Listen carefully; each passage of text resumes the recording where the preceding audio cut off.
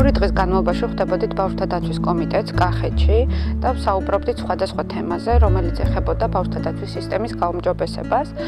პირველი, რაზეც გამახვილდა ყურადღება, ეს იყო ბავშვთა დაცვის სისტემის ელემენტების განხილვა და კვლევის შედეგად აღმოჩენილი იდენტიფიცირებული საკითხების გაცნობა ჯგუფისთვის, რაზეც დაიგეგმა უკვე პრობლემებთან მიმართებაში სამოქმედო გეგმა, ჯგუფის შეთანხმდა იდეებზე, როგორ უნდა მოხდეს აღნიშნულ პრობლემებზე რეაგირება და გაინაწილეს როლები ამასთან დაკავშირებით, თუ ვის რა შეუძლია გააკეთოს თავისი რესურსებიდან გამომდინარე, როგორც ადამიანური, ასევე ფინანსური პრობლემების მოსაგვარებლად, გამოყვეს რამდენიმე საკითხი ამასთან მიმართებაში და ძირითადი აქცენტები კეთდება უფრო არსებული ბავშვთა დაცვაში ჩართული პროფესიონალების გაძლიერებაზე და მათი ძირითადი აქტივობები დაიყო ორ მიმართულებად, ინფორმაციის მიწოდებაზე და გაძლიერებაზე და რეფერალური სისტემის გაძლიერებაზე.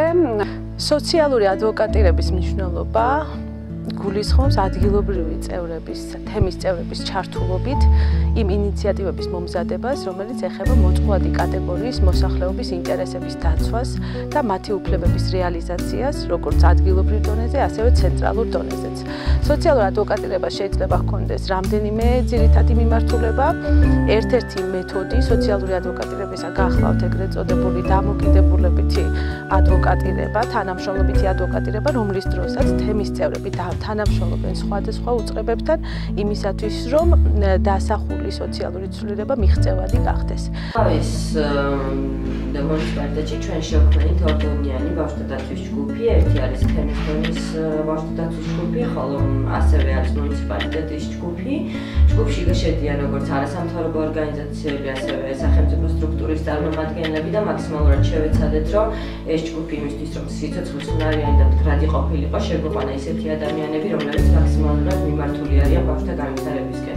ესენი არიან სოციალური მეშაკები, სახალხო დამცველის ინსტიტუტი და ახალგაზრდა იურისტთა ასოციაცია და სახელმწიფოს ინსტიტუტები, რომლებიც ბავშვის განვითარებაზე არიან ორიენტირებული.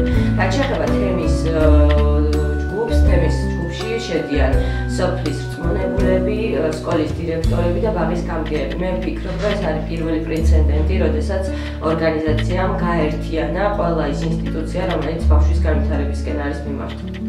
World Vision-ის დიდი მცდელობით, დიდი მონდომივით შეიქმნა ჯგუფი მოწყვლადი ოჯახების ბავშვთა დაცვის კუთხით. თვითმმართველი თემი თელავის მუნიციპალიტეტში შემავალ სოფლებში მრავლად არის ასეთი ოჯახები, მრავლად არის ასეთი ბავშვები, რომელთაც სჭირდებათ დაცვა. დაცვის მექანიზმი, როგორც პროფესიონალებს, როგორც მშობლებს და თვითონ ბავშვებისთვისაც არის უცნობი. ამიტომ ეს ჯგუფი დაეხმარება პროფესიონალებს და თვით მშობლებს, რომ ბავშვები დაიცვან ძალადობისაგან. ბავშვთა დაცვის კომიტეტის ორდღიანი შეხვედრა ვფიქრობ, რომ იყო საკმაოდ ეფექტური, რადგანაც მოხდა თელავის თემში არსებული პრობლემების იდენტიფიცირება, საჭიროებების გამოკვეთა და ამ პრობლემებზე მუშაობა. დაისახა საკმაოდ ეფექტური გეგმა, რომელიც ვფიქრობ იქნება ქმედითი, რადგანაც მოხდა რაციონალურად გაწერა აი ამ გეგმის აქტივობების, შემსრულებელი პირების, ძირითადი მოთამაშეების და ასევე ვადების, რაც ალბათ საწინდარია იმის, რომ დაიწყოს თელავის თემში რაღაც აქტიური ნაბიჯები ბავშვთა დაცვის მიმართულებით.